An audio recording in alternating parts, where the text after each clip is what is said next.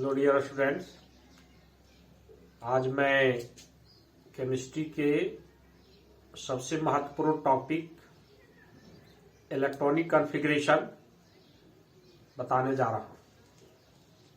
ये electronic configuration क्या है, ये कैसे लिखा जाता है, और चूंकि एलिमेंट का सारे गुण का आधार उसका इलेक्ट्रॉनिक कॉन्फ़िगरेशन ही है।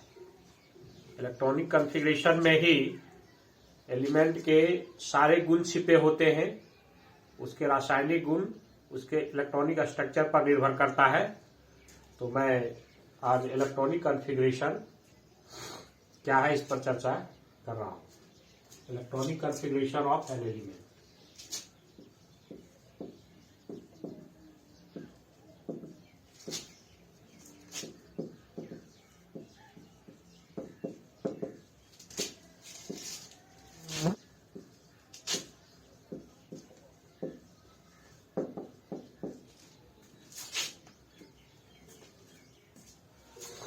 ये इलेक्ट्रॉनिक कॉन्फ़िगरेशन क्या है, उसके डिफरेंट सेल और सब सेल में इलेक्ट्रॉन के जो अरेंजमेंट है उसी को इलेक्ट्रॉनिक कॉन्फ़िगरेशन कहते हैं। The arrangement of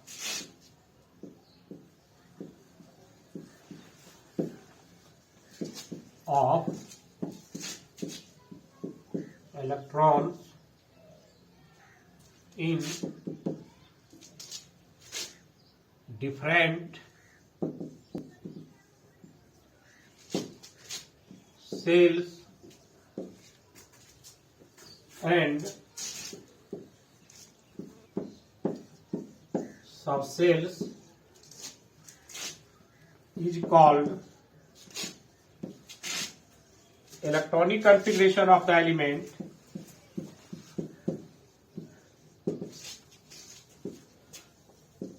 Configuration of the element, electronic configuration of the element. On the other hand,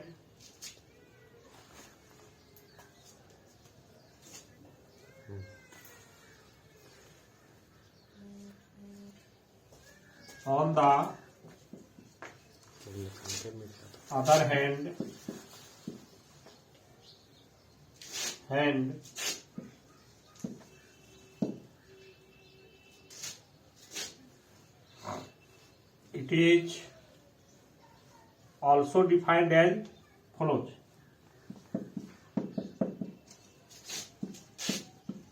Also defined as follows. The distribution of element, distribution of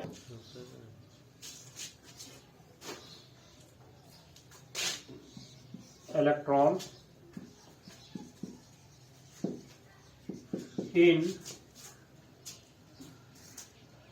different orbitals, in different orbitals is known as electronic configuration of the element.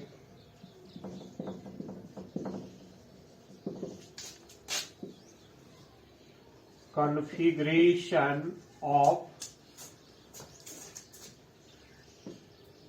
the element. अब मैं बता रहा हूं कि इस electronic configuration को लिखा कैसे जाता है। तो वैसे तो बहुत सारे स्कीम है, बोरबरी स्कीम है, लेकिन अगर हम सिर्फ हाफो प्रिंसिपल को सीख लें तो ये बेस्ट मेथड है और इससे सारे इलेक्ट्रॉनिक कॉन्फ़िगरेशन कवर हो जाता है सिर्फ हाफो प्रिंसिपल के आधार पर। तो मैं बता रहा हूं कि अफो प्रिंसिपल क्या है। Electronic configuration is written with the help of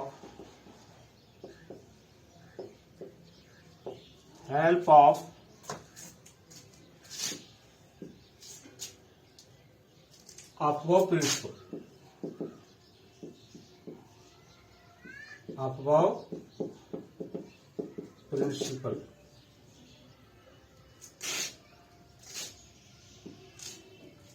अब मुझे जानना है कि अफो प्रिंसिपल क्या है।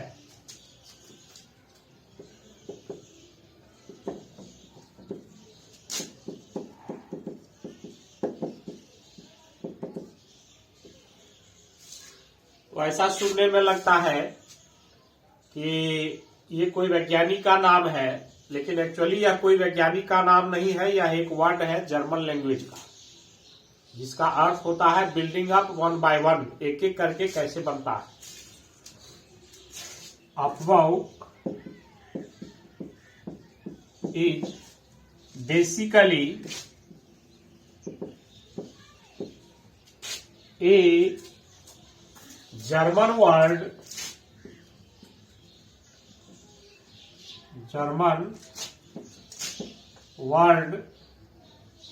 which means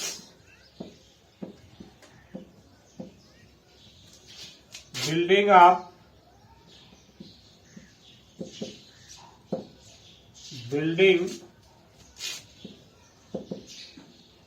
which means building up one by one,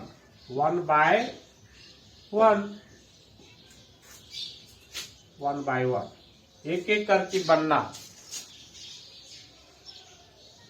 The main point of this principle is as follows. The main point of this principle is as follows.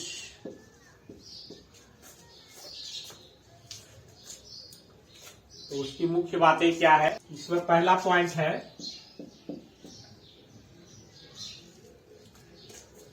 जैसा कि हम लोग जानते हैं कि एनर्जी प्रिंसिपल है कि हर मैटर का नेचर होता है कि हम मिनिमम एनर्जी स्टेट में रहे। मिनिमम एनर्जी स्टेट को फॉलो करता है यहाँ। तो वही बात यहाँ है कि जिस ऑर्बिटल में एनर्जी कम होती है वो पहले ऑक्यूपाई करता है ना। इलेक्ट्रॉन सबसे पहले किस में भरेगा, फिर बाद में किस में जाएगा, इसके लिए उन्होंने दिया electron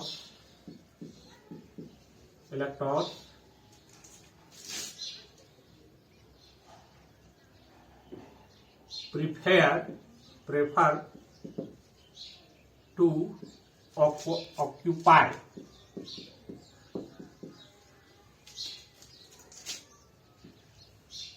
in the orbital of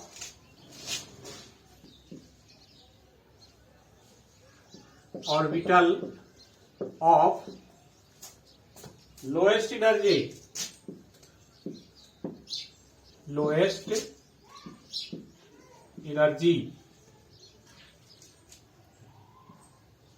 और ये लोएस्ट एनर्जी वाले ऑर्बिटल जब पूरी भर जाते हैं तो नेक्स्ट लोएस्ट एनर्जी को प्रेफर करता है।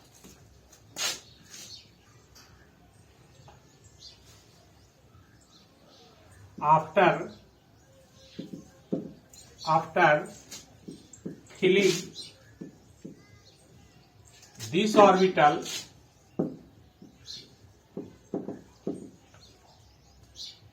completely,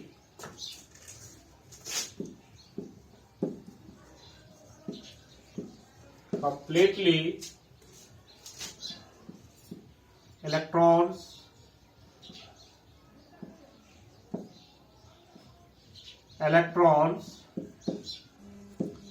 prefer to fill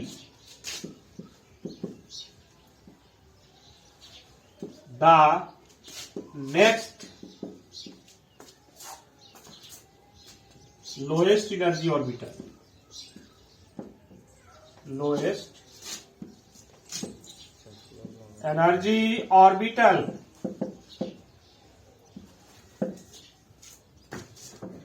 जब वो ऑर्बिटल भर जाता है उसके बाद इलेक्ट्रॉन नेक्स्ट जो सबसे कम ऊर्जा वाले ऑर्बिटल है जो बाकी बचा उसमें फिर भरता है, और वो भर जाएगा तो फिर अगला ऑर्बिटल में इलेक्ट्रॉन जाएगा।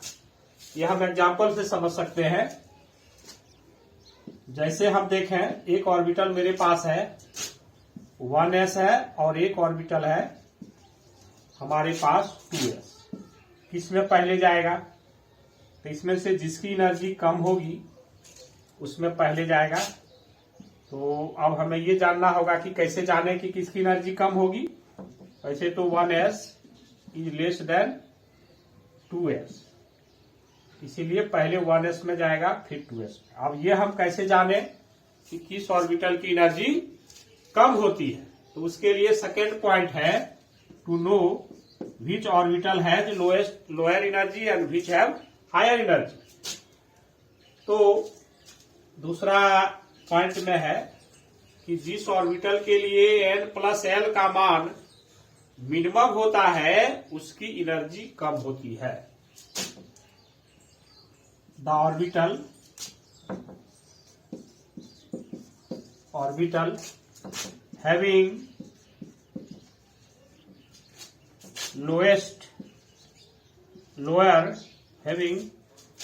lower value of n+l has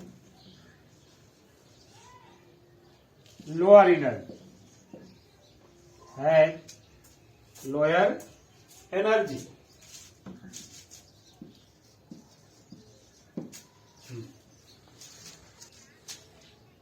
ये हम एग्जाम्पल से स्पष्ट करते हैं। जैसे मेरे हाथ में 2 ऑर्बिटल है 3d 4 orbitals 3d and 4s। We have 2 orbitals and we have to compare their energy। हमको एनर्जी की तुलना करना है कि किसकी एनर्जी कम है और किसकी एनर्जी अधिक है 2 ऑर्बिटल में से। तो 3d के लिए हम निकाले n+l है ना, 3d 4 3d n+l। n इसका 3 हो गया। l होता है एजीमुथल क्वांटम नंबर, सहायक क्वांटम संख्या, जो d के लिए 2 होता है। l का वैल्यू सभी ऑर्बिटल के लिए मैं यहां लिख देता हूं, है ना। ये l का वैल्यू 0, p ऑर्बिटल के लिए 1, d के लिए 2 और f के लिए 3। ये याद रखना है l का वैल्यू चारों ऑर्बिटल के लिए। n+l equal to 3 + 2 equal to 5।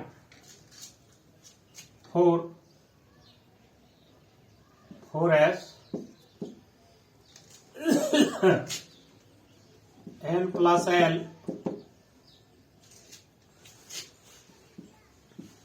4 + 0 equal to 4। तो स्पष्ट है कि 4s का n+l कम है 3d से। इसका मतलब है कि 4s की एनर्जी कम है ना। Therefore 4s is less than 3d। It means 4s will occupy first, or after occupying this, electron will go in 3d orbital। ये हो गया। कभी कभी दो ऑर्बिटल के लिए n+l बराबर आ जाता है, तब उस कंफ्यूजन को कैसे दूर करें, इसके लिए है पॉइंट नंबर 3। अब है ये कभी कभी दो ऑर्बिटल का जो n+l वैल्यू समान हो जाए तब इलेक्ट्रॉन किसमें जाएगा पहले, ये जानना है। तो वही चीज है ये point number 3। If two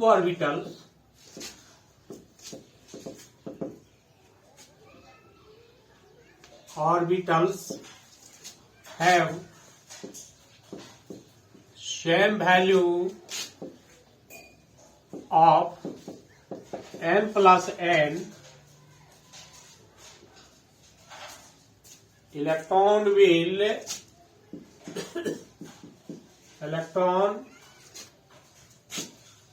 refer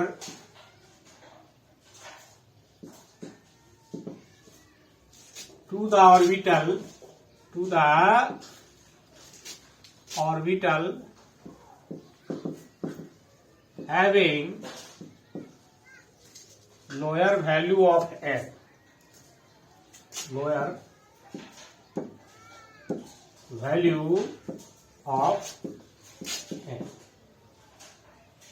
जब दो ऑर्बिटल के लिए n+n समान हो जाए तो इलेक्ट्रॉन उस ऑर्बिटल में जाएगा जिसके लिए n वैल्यू कम हो। ये हम एग्जांपल से देखते हैं। हम दो ऑर्बिटल का एग्जांपल लेके देखते हैं। हम लेते हैं 3d एंड 4d। तो 3d के लिए n+l निकालते हैं।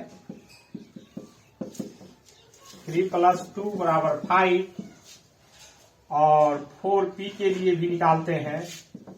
n+l = 3 + 1 sorry 4 + 1 = 5। दोनों के लिए समान आ गया। तब किस में जाएगा इलेक्ट्रॉन, तो देखा जाएगा n वैल्यू जिसका कम हो, है ना। इसीलिए 3d is less than 4p। Electron पहले 3d में जाएगा तो 4p। ये हुआ अफो प्रिंसिपल।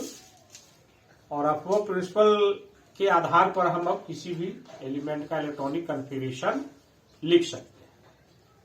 ठीक, अब हम एक ट्रिकी मेथड अप्लाई करेंगे जिसमें सभी ऑर्बिटल एक क्रम में व्यवस्थित हो जाएगा, एनर्जी के बढ़ते क्रम में। यहां ये हमको पता चला कि इलेक्ट्रॉन वैसे वैसे भरते जाएगा जैसे ऑर्बिटल की एनर्जी बढ़ती जाएगी।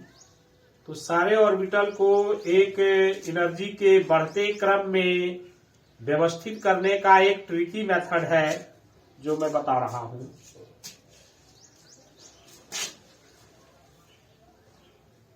On the basis of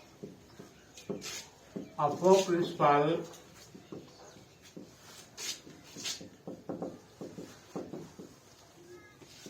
the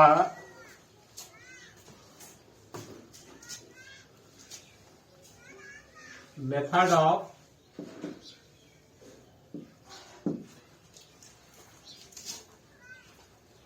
of finding sequence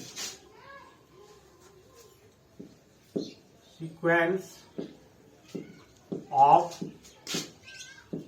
energy of orbitals is as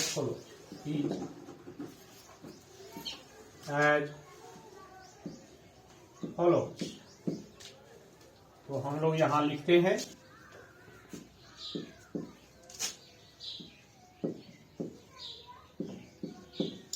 S 3p 3d 4s 4p 4d 4f 5s 5p 5d 5f 6s 6p 6d 7s 7p। ये हुआ। इसका हम तिरछा cutting करते हैं।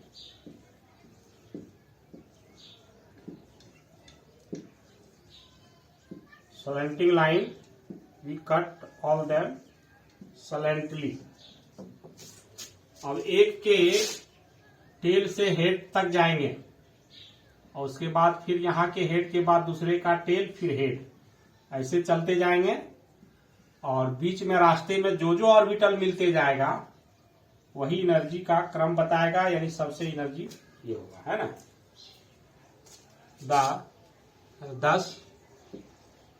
the increasing order of energy of orbital, thus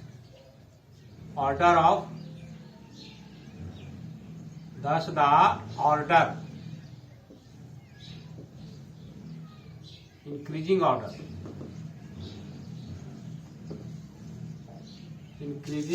of energy of orbitals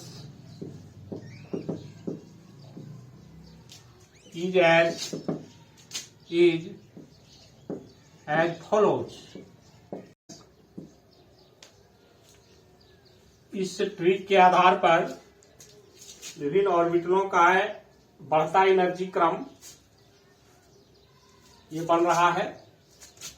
तो सबसे पहले 1s है, जैसे जैसे ये टेल से हेड की ओर जाएंगे एरो का, फिर अगले एरो का टेल से हेड तक, और इस क्रम से आगे तक जाते जाएंगे, यहां लास्ट करेगा।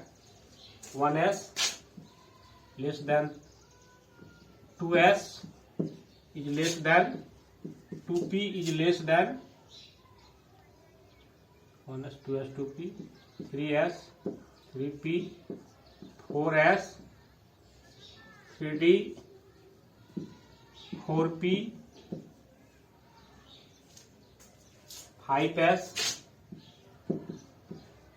4d 5p 6s 4f 5d 6p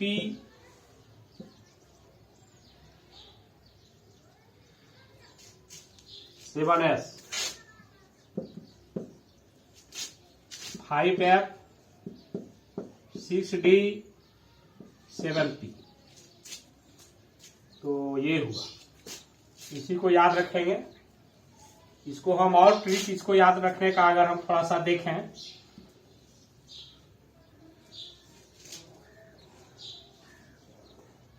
और ट्रिक हम देखें तो हम SSP SPS यहां तक हो गया। उसके बाद DPS एक 3D सीरीज चलेगा, DPS DP DPS DPS FDPS और FDPS। ये यहां तक 20 तक जाएगा। ये यहां तक याद रखेंगे तो DPS DPS FDPS FDPS। इसका क्या अर्थ हुआ, 1 से यहां लगा देंगे तो 1s हो गया, तो 2s 2p, तो 2s 2p लग गया, तो अगला s में तो 3 ही आएगा, 3s 3p 4s। अब ये DPS DPS 2 बार, FDPS FDPS 2 बार। अब इसके आगे क्या लगेगा, नंबर क्या लगेगा, तो D से शुरू होता है 3 से, तब नंबर को बढ़ते जाएंगे। तो यहाँ 3 हो गया, 4 5 3 हो गया, इस सीरीज समाप्त हो जाएगा, है ना। D सीरीज 3D सीरीज हो जाएगा, ये 3D सीरीज ये चलेगा,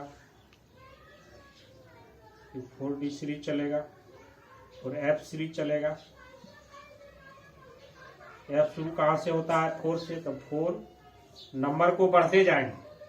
4 यहाँ लग गया तो यहाँ 5 6 7 इंड हो गया ये सीरीज। फिर जब 4f हो गया तो निश्चित रूप से अब 5f आएगा, 5 इसी तरह ये ट्री। तो इस आधार पर हम अब सभी तत्व का इलेक्ट्रॉनिक विन्यास लिखेंगे। ये हो गया का इलेक्ट्रॉनिक। अब हम विभिन्न एलिमेंट्स का इलेक्ट्रॉनिक कॉन्फ़िगरेशन बारी बारी से लिखना आरंभ करता हूं और उसी के आधार पर इलेक्ट्रॉनिक कॉन्फ़िगरेशन के आधार पर सारे केमिकल नेचर एलिमेंट्स का निर्भर करेगा। तो ये बहुत जरूरी है केमिस्ट्री पढ़ने के लिए, चाहे वो किसी भी क्लास के स्टूडेंट्स हो। बिना इलेक्ट्रॉनिक कॉन्फ़िगरेशन को हम केमिस्ट्री नहीं सीख सकते हैं, क्योंकि ये एलिमेंट्स के नेचर का स्टडी है। एलिमेंट फिर दूसरे एलिमेंट के साथ कैसे कंबाइन करेगा, कैसे संयोग करेगा, रासायनिक संयोग, किस प्रकार का बॉन्ड बनाएगा, कितने इलेक्ट्रॉन वो पार्टिसिपेट करेगा बॉन्डिंग में, कैसा कंपाउंड बनाएगा, ये सारे नेचर हमको इलेक्ट्रॉनिक कॉन्फ़िगरेशन से रिफ्लेक्ट होता है। तो इसे जानना बहुत जरूरी है। तो अब हम देखते हैं कि कैसे बहुत इजीली वे में हम सभी एलिमेंट का इलेक्ट्रॉनिक कॉन्फ़िगरेशन लिख सकते हैं। तो इधर हम देते हैं एलिमेंट, इधर हम देते हैं इलेक्ट्रॉनिक कॉन्फ़िगरेशन।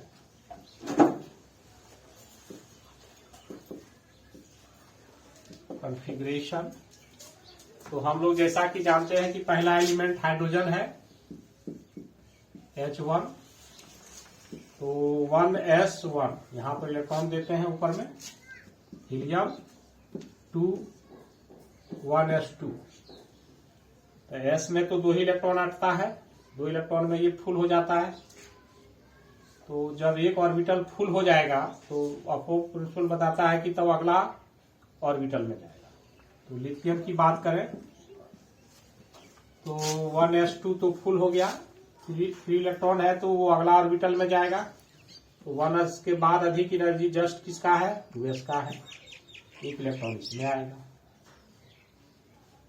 तो अब हम देख सकते हैं कि मैंने कहा बार बार कि कैसे एलिमेंट का नेचर प्रॉपर्टी प्रभावित होता है, कैरेक्टर प्रभावित होता है इलेक्ट्रॉनिक कॉन्फ़िगरेशन। तो 1s है, इसका कुछ कैरेक्टर होगा। 2s ऑर्बिटल जब फुल हो गया तो वो थोड़ा सा इनर्ट हो गया एलिमेंट। अब लिथियम में एक अगला ऑर्बिटल आ गया, तो देखो ये दोनों नॉन मेटल था तो यहां से मेटल हो गया। इलेक्ट्रॉनिक कॉन्फ़िगरेशन चेंज होते ही इसकी प्रॉपर्टी चेंज हो गई। नॉन मेटल था, उसके जस्ट बगल में ये मेटल आ गया। इसी तरह से अगला बेरिलियम 4 है, बेरिलियम 4 है, 2s2। बोरॉन 5 है। देखो अब फिर अगला ऑर्बिटल आएगा और मैं बताऊंगा जैसे ही अगला ऑर्बिटल आएगा तो उसका प्रॉपर्टी यहां देखना है कि कैसे चेंज हो रहा है। ये दोनों मेटल हो गया चूंकि s में जा रहा है। अब 1s2 2s2 दोनों फुल हो गया तो अब p आएगा 1। अब देखो अगला ऑर्बिटल आ गया, इस ऑर्बिटल से तड़प के अगला ऑर्बिटल में चला आया, तो निश्चित रूप से इसकी प्रॉपर्टी चेंज होनी चाहिए। तो समझ जाओ कि मेटल था, बोरॉन नॉन मेटल हो गया। तुरंत इलेक्ट्रॉनिक कॉन्फ़िगरेशन चेंज होते ही इस एलिमेंट का प्रॉपर्टी चेंज हो गया। ये दोनों इलेक्ट्रॉन देने वाला एलिमेंट था, ये 1 इलेक्ट्रॉन त्याग करता था, ये 2 इलेक्ट्रॉन त्याग करेगा, यानी दोनों मेटल है, इलेक्ट्रोपॉजिटिव एलिमेंट है। लेकिन इसका नेचर इलेक्ट्रॉन त्यागने का अब नहीं है, इसके पास 3 इलेक्ट्रॉन हो गया। अब ये इलेक्ट्रॉन ग्रहण करने का नेचर, इलेक्ट्रॉन गेन करने का नेचर इसमें आ गया। Electronic configuration is directly reflected to its nature. So विद्यार्थियों को सबसे पहले इलेक्ट्रॉनिक कॉन्फ़िगरेशन का विश्लेषणात्मक अध्ययन आना चाहिए। Analytical study of electronic configuration, not only electronic configuration. Chemistry के सारे प्रॉब्लम इसी से सॉल्व होगा।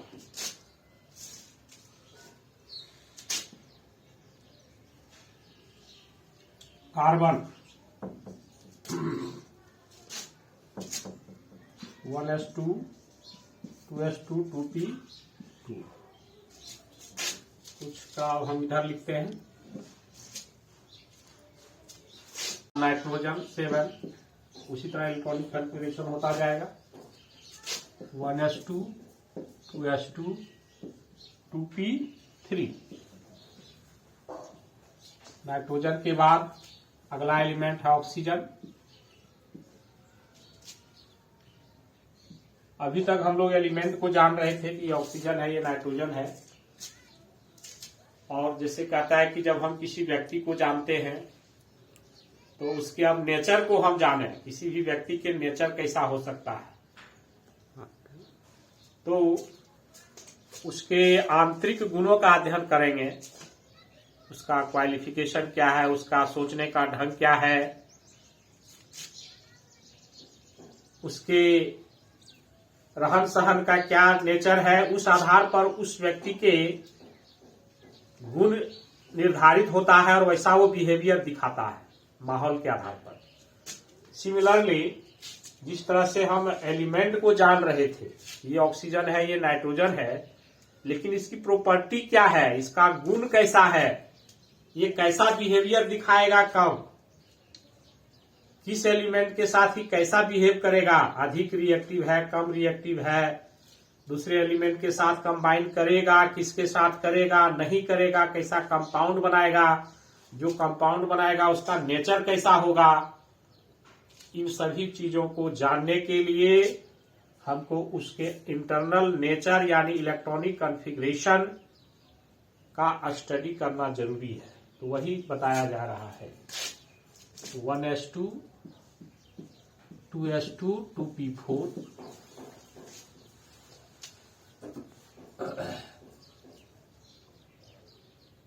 Fluorine 9 1s2 2s2 2p5। Neon 10 1s2 2s2 2p6। क्या विद्यार्थियों देख रहे हो, अब क्या हुआ, ये पी अब फुल हो गया। अब यहां से फिर अगला ऑर्बिटल पर हम ट्रांजिट करेंगे, अगला ऑर्बिटल पर जाएंगे। तो मैं एक चीज तो हर जगह बताते जा रहा हूं कि जैसे ही एक नया ऑर्बिटल आता है तुरंत नेचर चेंज होता है सबस्टांस का।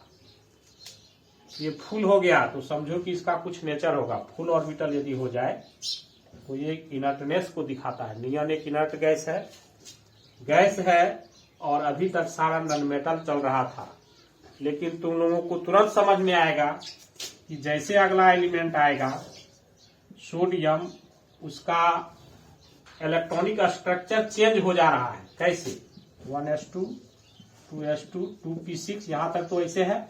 अब इसमें एक ऑर्बिटल 3s आ जा रहा है। जैसे नया ऑर्बिटल आ गया तो तुम लोगों को जरूर लग रहा होगा कि इसका नेचर चेंज कर गया होगा। देख भी सकते हो ये सब गैस है, नॉन मेटल है और सोडियम मेटल हो गया। इलेक्ट्रॉनिक कॉन्फ़िगरेशन चेंज होते ही ये मेटल हो गया। और ये गैस है, ये गैस है, ये गैस है, सब इतना गैस था। इसके बाद ये सॉलिड हो गया, फिजिकल स्टेट चेंज हो गया, केमिकल नेचर चेंज हो जाएगा। उसके बाद वैसे तो थोड़ा थोड़ा इलेक्ट्रॉनिक कॉन्फ़िगरेशन सबका चेंज होते जा रहा है, तो थोड़ा थोड़ा प्रॉपर्टी चेंज होते जाएगा। लेकिन ऑर्बिटल टपने के बाद, ऑर्बिटल जो है ट्रांसफर होने के बाद, शिफ्ट होने के बाद एक ड्रास्टिक चेंज आता है एलिमेंट में, एक बड़ा चेंज आता है प्रॉपर्टी में। तो ये हो गया magnesium 1s2 2s2 2p6 3s2 आगे ऐसे ही चलते चलेंगे और ऑलमोस्ट ऑल द एलिमेंट्स का इलेक्ट्रॉनिक कॉन्फ़िगरेशन हम बहुत आसानी से अब लिख सकते हैं। एल्यूमिनियम की ओर हम आते हैं। 13 1s2 2s2 2p6 3s2 3p1। इस तरह और ये एक चीज और ध्यान देना है कि ये हो गया बेसिक इलेक्ट्रॉनिक कॉन्फ़िगरेशन, आधार। इसके आधार पर अब हम ऑर्बिट का इलेक्ट्रॉनिक कन्फिगरेशन लिख सकते हैं, किस ऑर्बिट में कितना इलेक्ट्रॉन है। ये ऑर्बिटल इलेक्ट्रॉनिक कन्फिगरेशन हुआ। जैसे कि यहाँ हम देख रहे हैं, अगर फर्स्ट सेल की बात करें तो उसमें 2 इलेक्ट्रॉन है। सेकेंड सेल की बात करें यहाँ से यहाँ तक तो 8 इलेक्ट्रॉन है। थर्ड और इसको हम लोग आउटरमोस्ट ऑर्बिट कहते हैं, उसमें 3 इलेक्ट्रॉन है। तो आउटरमोस्ट सेल में जो प्रेजेंट इलेक्ट्रॉन होता है उसको हम लोग कहते हैं वैलेंस इलेक्ट्रॉन। Valence electron. और उसके पहले जो इलेक्ट्रॉन होता है उसको कहते हैं कोर इलेक्ट्रॉन।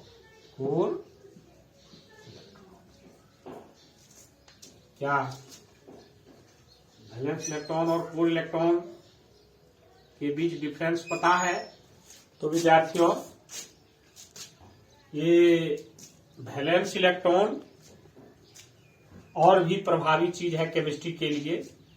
और इनिशियल स्टूडेंट्स में इस चीज का बहुत कंफ्यूजन रहता है। वैलेंसी कभी किसी एलिमेंट का क्या हो जाता है, कभी क्या हो जाता है, इलेक्ट्रोवैलेंसी आ जाता है, कोवैलेंसी आ जाता है, कभी वैलेंसी प्लस में आ जाता है, माइनस में आ जाता है। फिर उसका रिलेशन ऑक्सीडेशन नंबर में आता है, तो दोनों के बीच संबंध है, वही वैलेंसी फिर ऑक्सीडेशन नंबर होता है। ऑक्सीडेशन नंबर कुछ वैलेंसी से कहीं कहीं अलग भी हो जाता है। तो वैलेंसी से रिलेटेड सारी चीजें में जो कंफ्यूजन एक इनिशियल स्टूडेंट से लेकर हायर कंपटीशन प्रिपेयरिंग स्टूडेंट तक को जो कंफ्यूजन होते रहता है, उस पर एक विस्तृत वीडियो मैं अगले लेक्चर में बनाऊंगा, एक सेपरेट वीडियो। Thank you.